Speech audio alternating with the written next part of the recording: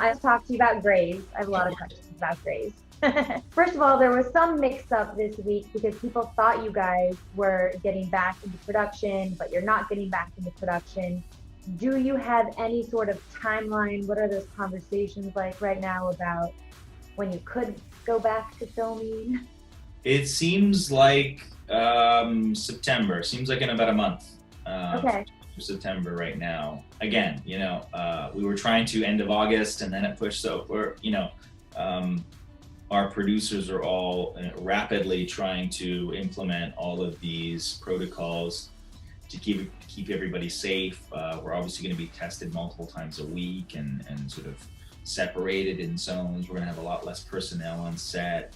We're going to be wearing full PPE, of course, as we're going to take place in coronavirus on the show when we start the season. So all of our actors will be justifiably protected.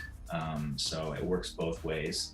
And yeah, we'll see. It's a new world. We're uniquely lucky that we get to wear PPE because we play doctors. So for other shows that aren't in the doctor world, I really feel for them because that's an added challenge, even more that they have to face. But I'm really hoping that we can figure it out and keep producing this amazing show that so many fans love to watch. And there's been no shortage of incredible stories that have been going on during this time, both within the hospital walls and also on the streets of a lot of cities protesting. So we hope to tell all those stories this season.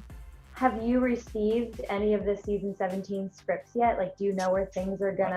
I have not, no. I really feel for the writers and the Writers Guild this year. Writers are very compromised because they have to think about the producibility of what they're writing, right? It's like, okay, I created this great scene, but can we shoot it?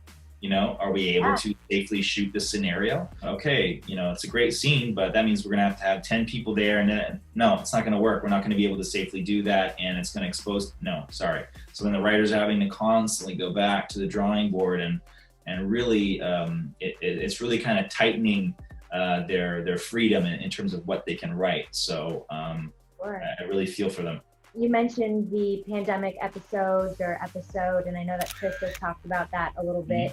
How do you think DeLuca would fare in an episode or in episodes like that? I kind of think he thrives in chaos, and he's certainly proved that in the past seasons that, when there's a lot going on, he really steps up. So I think this is going to be obviously a very stressful situation, but I think an exciting one where I think he can really shine and then thrive.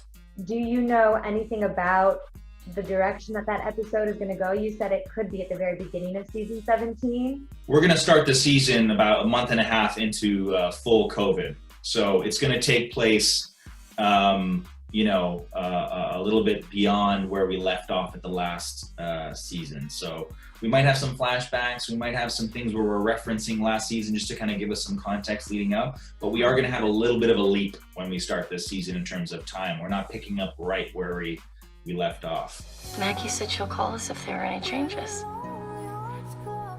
I can't, I don't know what's going on. Okay. Well, then I have a lot of questions about that because DeLuca left off and I'm a little bit worried for his mental state. But you also mentioned possibly a protest episode or covering the protests on the show.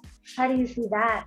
I'm just speculating at this point. All the writers and producers have said, they're very interested in telling the stories of, everything that's been going on with the Black Lives Matter movement during this time. And it's certainly something that they're, whether it's the first episode or the second or I don't know where it's going to land, but they're very interested in definitely telling those stories. Well, let's talk about DeLuca a little bit because when he didn't leave off, he sort of saved the day when it came to Richard and that cobalt hip, but a lot of people were very worried about his mental state.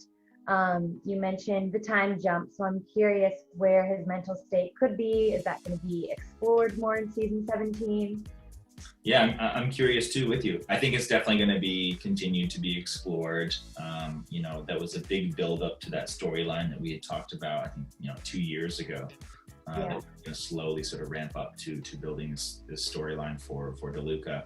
So I think, where we ended, even though it's not exactly where we wanted to end last season, I think there would have been a little bit more resolve had we not been shut down. we're going to have to play that in this season. So, yeah.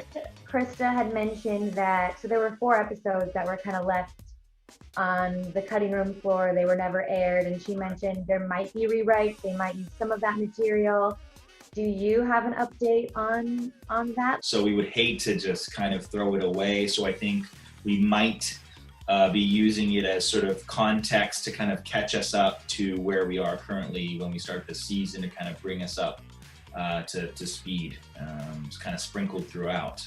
Yeah. But again, that's just, speculating at this point. I don't know what they're, every day, they're probably having new guidelines in place. And so it's a challenging thing to start. I'm sure you saw the news that Richard Flood was up to series regular. Yeah, so happy for him. We love having him. It means a lot more McWidow, though, potentially. So what does that mean for the love triangle between Meredith and DeLuca and him? Yeah, well, I think, in the beginning, from just, the outside sort of viewer mentality watching the show, I think it was clear that, he was having a hard time getting his foot in the door of that triangle, Richard's character.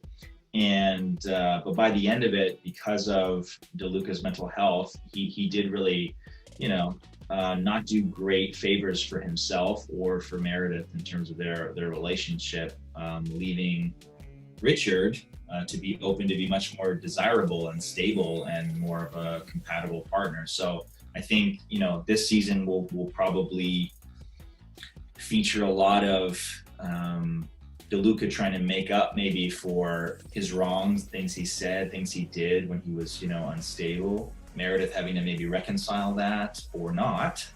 And Richard's character trying to continue to pursue Meredith. So I think it's something that we still are interested in. That's why, they updated him to series regular, so we could really have him around for a while and really tell that story and not have to tell it in a short time, but really have the time of a season or so to tell that. We love a Grey's love triangle. It's a patented technique, Grey's Anatomy technique. Where do you think Meredith's head is at? And do you think Meredith and DeLuca could be endgame? I think they definitely have a great compatibility. I definitely think they have a lot of chemistry. They're fun to watch. And I've been with people who are my opposite, but you're attracted because of that. And you sort of complement each other or fill in each other's gaps in a way. So I think they are kind of yin and yang in the sense that they're in different places in their lives. They've had different experiences in their lives, and these are the things that help to kind of complete each other. So I think that they have a good shot, but I don't know where the future will lead.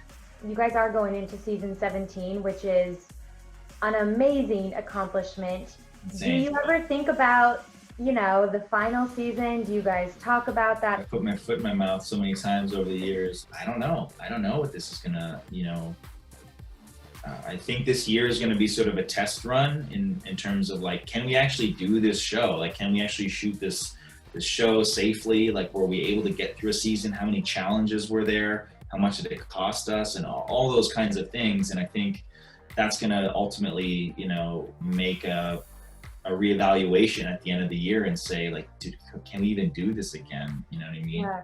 So I think the studio and everyone wants us to make it forever because it's so beloved. But I really don't know how long it could go on at this point with COVID and everything.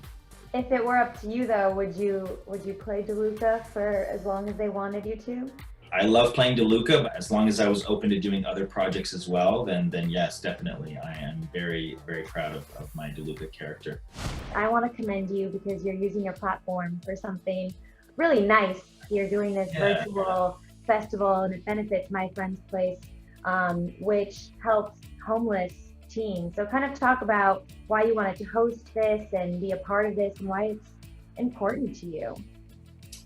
So every year, My Friend's Place, for those of you who don't know, is a drop-in resource center for homeless youth in Los Angeles. We serve ages 12 to 25, as well as their children, as well as their dogs and their cats. But because when this crisis hit, it forced a lot of people who were on the line into homelessness. My friends Place did a very, very noble thing, and they lifted their age bracket and started welcoming anyone of any age to come to their doors, because they recognized that, you know, they need to work with other organizations to make sure everybody out there was getting what they needed. Yeah. So I really commend them for that. You've worked with them for a while now, right? Like you've done About 5 years now. How will this